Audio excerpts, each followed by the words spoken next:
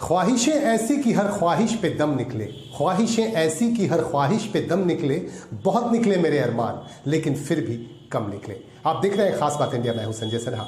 कई बड़ी खबरें हमारे पास आ चुकी हैं, उन खबरों को हम आप तक पहुंचाना चाहते हैं। हमारे पास एक अहम खबर आ रही है कश्मीर से। कश्मीर के पहलगाम में आज सुबह 11:10 पर एक बड़ा हादसा हो गया। यहाँ 41 जवानों से भरी हुई एक बस गहरी खाई में गिर गई। 100 फीट गहरी खाई में गिरने से 7 जवानों की मौत हो गई, जबकि कई लोग बुरी तरह से घायल हुए हैं। घायलों को श्रीनगर के एक अस्पताल में दाखिल कराया गया है, जहां सभी का इलाज किया जा रहा है। कहा जा रहा है कि ब्रेक फेल होने की वजह से यह हादसा हुआ और इस बस में 39 जवान थे भारत तिब्बत सुरक्षा बल के, जबकि 2 जवान थे जम्मू कश्मीर पुलिस के। इन 41 जवानों पर आज काल मंडराया और एक बड़ा हादसा हो गया, जिसमें से कई लोग बुरी तरह घायल हैं, जबकि 7 जवानों की मौत हो गई है। कुछ तस्वीरें हमारे पास आ रही हैं, देखिए।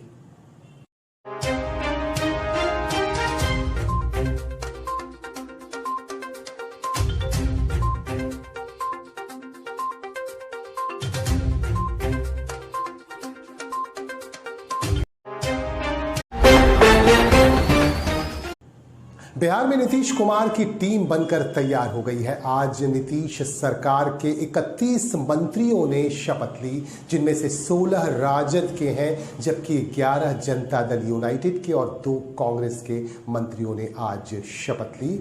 और बातचीत के क्रम में नीतीश कुमार ने पत्रकारों को बताया कि आगे भी मंत्रिपरिषद का विस्तार किया जाएगा और भी कुछ मंत्री सामने आएंगे और वो भी शपथ लेंगे। अभी तक फिलहाल यही चेहरा सामने आ रहा है, यही शेप सामने आ रहा है। 31 मंत्रियों की टीम को लेकर नीतीश कुमार आगे बढ़ेंगे। हमारे संवाददाता भी जब पत्रकारों के साथ उनसे बातचीत करनी चाहिए तो उन्होंने क्या जवाब दिया, आइए दिखाते हैं।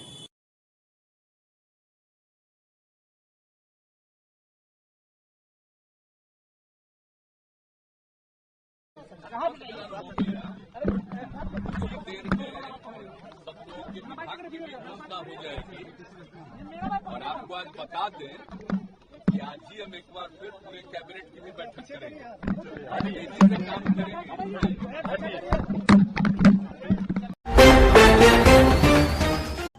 आसनसोल की विशेष सीबीआई अदालत में आज 8 ईसीएल अधिकारियों की पेशी हुई कोयला तस्करी के मामले में, और इनकी अर्जी को नामंजूर कर दिया। जमानत की अर्जी को नामंजूर करते हुए राजेश चक्रवर्ती जो न्यायाधीश हैं, उन्होंने कहा कि अगली पेशी 30 अगस्त को होगी और 14 दिनों के लिए इन लोगों को फिर से हिरासत में भेज दिया गया। 14 दिनों तक ये लोग हिरासत में रहेंगे और 30 अगस्त को फिर से इनकी पेशी होगी। और हमारे संवाददाता ने दोनों पक्षों के वकीलों से बातचीत की और आरोपी पक्ष के वकील का कहना है कि इन्हें पिछली बार जब हिरासत में रखा गया तो इनसे कोई भी पूछताछ नहीं की गई, इस तरह का आरोप लगाया जा रहा है। जबकि न्यायाधीश ने फिर कहा है कि इनसे पूछताछ की जाएगी। क्या इस बार भी पूछताछ की जाएगी, इस तरह के सवाल उठाए जा रहे हैं। बहरहाल आपको बता दूं कि कोयला तस्करी के मामले में 8 ईसीएल अधिकारियों की आज पेशी हुई और आज इनकी जमानत अर्जी को खारिज कर दिया गया, जिनमें से 3 रिटायर्ड ईसीएल के अधिकारी हैं, जबकि 5 मौजूदा कार्यरत हैं।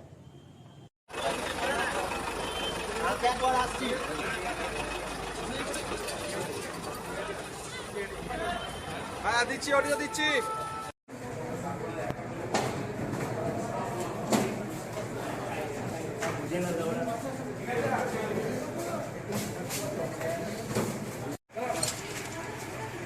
খুলে যা খুলে যা না।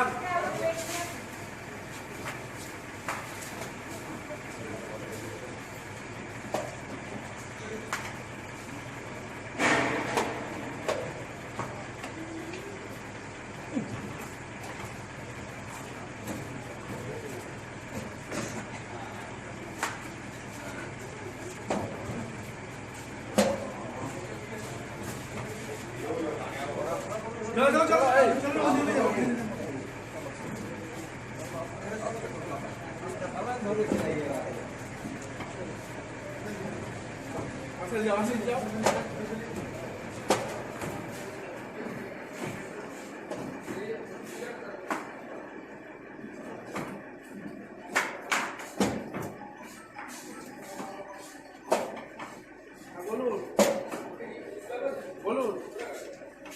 ঠিক আছে ঠিক আছে ঠিক আছে এটা আমার বারবার রিপিট করতে ইচ্ছা করছে, কারণ এখানে ইনজাস্টিস হলো। ফ্যামিলি তো ফুল সার্ভিশনে আছে অ্যান্ড এখানে চার্জশিট বেরিয়ে গেছে ইনস্পাইট। এতদিন বলছে কাস্টোডিয়াল ইন্টারোগেশন কি হচ্ছে আজ পর্যন্ত কোনো where is the set of questions, কোথায় কিছু তো আজ পর্যন্ত ফেস করা হয়নি আমাদের সামনে।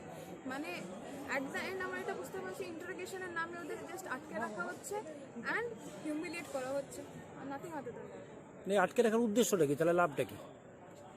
গড নোজ, কারণ এটা কোনো স্পেসিফাইড কোনো রিজন তো সেরকম আমরা প্লেস আউট করতে পারছি না। আমরা তো কোনো পয়েন্টস রাখছি কি সবটাই তো হচ্ছে, আপনাদের যা চাওয়া হয়েছিল তাই হয়েছে, এখানে চার্জশিট বেরিয়ে গেছে, তার সত্ত্বেও কী করে আপনি আটকে রাখেন? নাথিং, নো, কিছু হয়নি। আপনারা বেলের জন্য কি কন্ডিশন? আমরা বেলের জন্য বলেছি কি আমরা বেল দিন, আমরা সব দিকে মানে আমরা কোঅপারেট করব, আপনারা আসবেন, আমরা যখনই ডাকবেন আমরা আসবো, আর সেটার জন্য যেটা সিওরিটিস দরকার সিওরিটিসও রাখা হবে। But in spite of this bail rejected. আজকে ইসিএল এর যে 8 জন আধিকারিক অ্যারেস্টেড আছেন তাদের জামিনের জন্য দিন ছিল, তাদেরকে প্রোডাকশন করা হয়েছিল, আমরা তাদের হয়ে বেল পিটিশন মুভ করেছিলাম। আজকে সিবিআইয়ের তরফ থেকে অবজেকশন দেওয়া হয়েছিল শুধুমাত্র দুটো কারণে। এরা ইনফ্লুয়েন্সিয়াল, সাক্ষী দিকে ম্যানেজ করতে পারে এবং এনারা পালাতে পারে, যে দুটোই একেবারে সম্পূর্ণরূপে ভিত্তিহীন। কারণ এনাদের এগেনস্টে চার্জশিট সাবমিটেড হয়ে গেছে, যে সাক্ষী দিকে এক্সামিন করার কথা অলরেডি এক্সামিন করা হয়ে গেছে, সুতরাং নতুন করে সাক্ষী দিকে ইনফ্লুয়েন্স করার কোনো স্কোপ নেই। সবথেকে বড় কথা, এনাদের মধ্যে 5 জন ইসিএল এর পাবলিক সার্ভেন্ট চাকরি করেন, কাজে অ্যাবস্কন্ড করে পালাবার কোনো স্কোপ নেই। বাকি যে 3 জন রিটায়ার্ড তারা পেনশন পান, তাদের নিজস্ব প্রপার্টি আসানসোলে রয়েছে, কাজে তাদেরও অ্যাবস্কন্ড করার কোনো সম্ভাবনা নেই। এছাড়াও 2021 থেকে তাদের যে কন্ডাক্ট, তাদের বাড়িতে যখন সার্চ সিজার হয়েছিল, তাদেরকে যতবার সিবিআই ইন্টারোগেশনের জন্য ডেকেছিল তারা উপস্থিত ছিলেন। সুতরাং তাদের যে কোনোভাবেই অ্যাবস্কন্ড করার মানসিকতা ছিল না বা আজও নেই, এই কথাটাই আমরা জজকে বুঝিয়েছিলাম এবং আমরা বলেছিলাম অ্যাট এনি কন্ডিশন বেল দেওয়া হোক। যদি সিবিআই দরকার থাকে যে কোনো সময় যখন খুশি সিবিআই আমাদেরকে ডাকবে, আমরা ইনভেস্টিগেশনের জন্য কোঅপারেট করব। কিন্তু যাই হোক, অনারেবল কোর্ট আজকে আমাদের ম্যাটারটা কনসিডার করলেন না এবং আমরা যে জায়গায় মেন বক্তব্য রেখেছিলাম ইসিএল এর ইলিগাল মাইনিং নিয়ে আমরা রেগুলার বেসিসে আমাদের তরফ থেকে অফিসিয়াল ক্যাপাসিটিতে 2014 থেকে 2022 পর্যন্ত কমপ্লেন লজ করেছিলাম, সমস্ত কনসার্নকে জানিয়েছিলাম, সিএমডি থেকে শুরু করে ডাইরেক্টর পার্সোনাল এবং কমিশনারেট অফ পুলিশ এবং অল রিলেটেড পুলিশ অফিসিয়াল। তা সত্ত্বেও কোনো অ্যাকশন হয়নি, সেগুলো কোর্ট কনসিডার করেননি এই জন্যই যে তাতে নাকি লালাবাবুর নাম দেওয়া ছিল না। এবার প্রশ্ন হচ্ছে, ইসিএল এর আধিকারিকদের পক্ষে জানা সম্ভব নয় ইলিগাল মাইনিংটা কে চালাচ্ছেন, রাতের অন্ধকারে কখন করছেন, তার জন্য অন্য লোক ডিপ্লয়েড আছেন, সিআইএসএফ পুলিশ পার্সোনালরা আছেন, তারা ইনভেস্টিগেশন করে জানবে। কাজে আমাদের পক্ষে এটা বলা সম্ভব ছিল না যে কেন কারোর नाम स्पेसिफिकली दावा नहीं।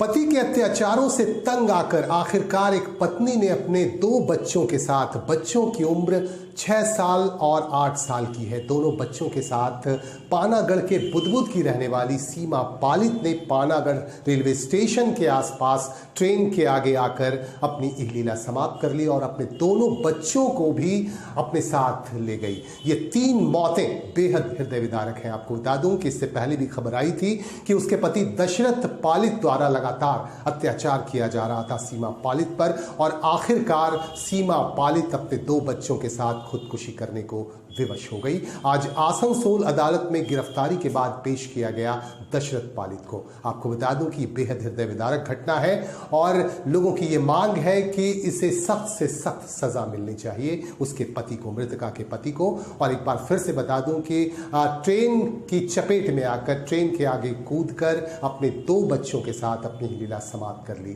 पत्नी ने, पति गिरफ्तार।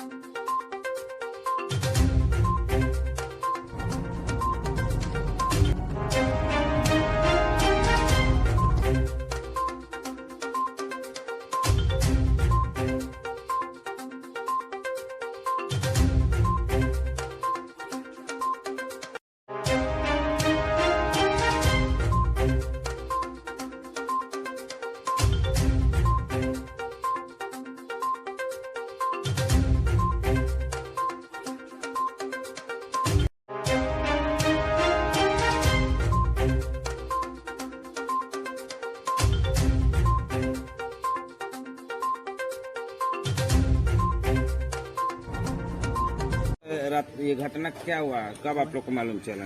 हमको मालूम चला करीब 12-1 बजे रात को। रात में? रात में वो मार धर लिया, उसका बाद में वो घर से निकल गया थे, कुछ खा के आया, फिर हाथ धक्का पानी पड़ रहा था। तब हमको घर में आ गए, नाती और बेटा कर खोज कर गया, कहाँ गया वो लोग। माँ को मारने लगे, धमका उसी टाइम मारा उसको, एक चप्पल गिर गया, एकदम हाइट करा, दांत लगी, दांत छुड़ाया, वो छुड़ा रहा तो दांत 2 दांत निकाल दिए मुँह से, और उसी टाइम उसमें चक्कर लगेगा। हम डॉक्टर बता देंगे जलील मोड़ डॉक्टर देखा के आया, डॉक्टर